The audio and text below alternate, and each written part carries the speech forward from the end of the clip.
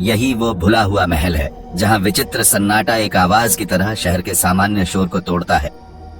इसका एक समय में भव्य फसाना अब मौसम के असर से मुरझाया हुआ लगता है और उसकी दरारों से अनकही कहानियां झलक रही हैं।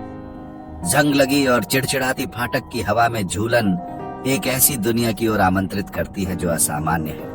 बगीचा जिसे एक समय मेहनत से संवारा गया था, अब जंगली और उगाहट भरा है, जैसे कुदरत खुद को वापस लेना चाहती हो। पेड़ हवा से राज बांट रहे हैं, वो राज जिन्हें महल साल दर साल छिपाए रखता है। शहर के लोग भी बातें करते हैं, वे आधी आवाज में अनोखे वाक्यों, रात के अंधेरे में आने वाली सिहराने वाली चीखों और अटारी में जलती रोशनी की बातें करते हैं।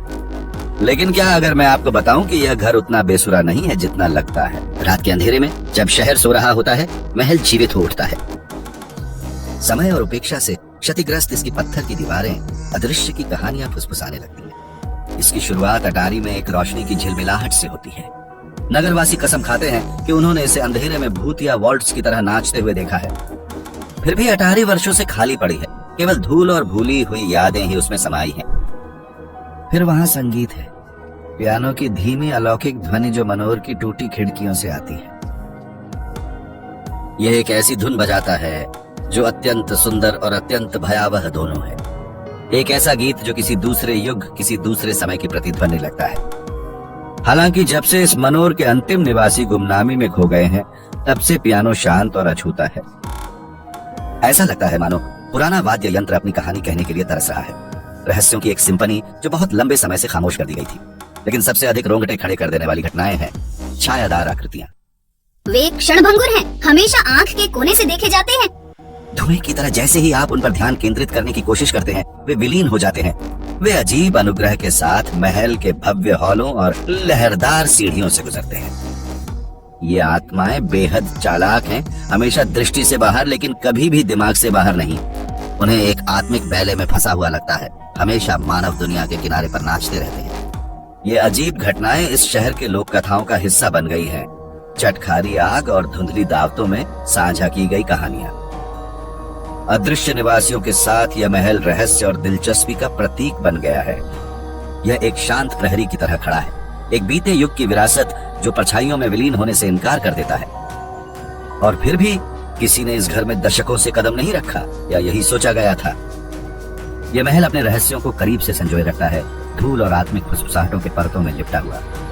इसके अदृश्य निवासी अपने आत्मिक वॉल्ट्स को जारी रखते हैं, महल की बरसाती दीवारों के भीतर हमेशा के लिए फंसे हुए। अटारी में मिली एक डायरी प्रेम, विश्वासघात और अभिशाप की कहानी बयां करती है। धूल से सनी और समय की मार झेल चुकी यह डायरी भूली हुई जागीर के रहस्यों को समेटे हुए है। यह घर उस घर की अंतिम झात निवासी मार्गरेट नामक महिला का था। यह नाम अब इस उजाड़ जगह के मकड़ी के जाले और सन्नाटे के बीच गूंजता है। सुंदर लिपि में रची गई इस डायरी की प्रविष्टियां जुनून और हृदय की पीड़ा से भरी एक कहानी सामने लाती है। वे एक दुखद प्रेम कहानी, कटुता में बदल गई भक्ति की कहानी की ओर संकेत करते हैं। एक ऐसा प्रेम जो शाश्वत ज्वाला बनने वाला था, लेकिन वह विनाश की चिंगारी बन गया। इसके अलावा पन्ने एक अभिशाप की बात करते हैं। एक ऐसा अभिशाप जो डाला गया था, जिसने जागीर को निराशा और अकेलेपन के कारागार में बदल दिया। एक ऐसा अभिशाप जिसने घर, उसके निवासियों और यहाँ तक कि उसके आगंतुकों को भी उस भाग्य के लिए अभिशप्त कर दिया जो उस ठंडी हवा के समान है जो अब इसके खाली हॉलों से बहती है। लेकिन मार्गरेट कौन थी और उसके साथ क्या हुआ? वह मनमोहक धुन जो गूंजती है, ये सिर्फ कल्पना की उड़ान नहीं है। ये एक रात्रिकालीन सेरेनेड है, एक भूतिया लोरी जो अनुभूति की सीमा पर नाचती है।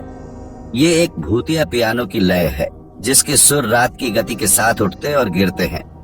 एक अदृश्य कलाकार शून्य को ध्वनि की संगीत में मोड़ता है। ये सिर्फ एक धुन नहीं है, बल्कि एक भयानक रूप से खूबसूरत रचना है जो किसी को बुला रही है। ये एक ऐसा राग है जो शाम के घंटों में भूतिया होता है, घर के अंधेरे हॉलों और खाली कमरों में गूंजता है। हर सुर एक भूतिया कानाफूसी है, हर अंकुरण एक भूतिया अनुनय विनय है, हर क्रेशेंडो एक भूतिया समन है। जैसे जैसे हम इस भूतिया घर के रहस्य में गहरा जाते हैं, हम इसके इतिहास का एक रोचक टुकड़ा खोलते हैं।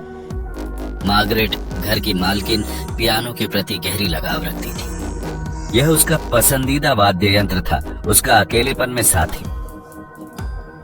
अक्सर वह पियानो के पास बैठी मिलती थी, उसकी उंगलियां कुंजियों पर नाचती थीं और महल में संगीत भर देती थीं। उसकी असामयिक मृत्यु के बावजूद घर के भुलाए घोषों से अब भी उसके संगीत कौशल की गूंज सुनाई देती है। पियानो एक समय संगीत और आनंद का स्रोत था, अब खामोश और छोड़ा हुआ खड़ा है। फिर भी जब चांद ऊंचा होता है और दुनिया सोई होती है तो वह आकर्षक धुन जिंदा हो जाती है। ऐसा लगता है जैसे वाद्य अपने गौरव के दिनों को फिर से जीना चाहता है। उसकी कुंजियां मार्गरेट के नाजुक स्पर्श की तलाश में है। क्या हो सकता है कि हमारा अदृश्य कलावंत वास्तव में मार्गरेट ही है? क्या यह उसकी आत्मा है जो घर में संगीत भरती है, उसके भूतिया उंगलियां पियानो को जीवित करती हैं? क्या यह धुन उसके लिए दुनिया से संवाद करने का तरीका है?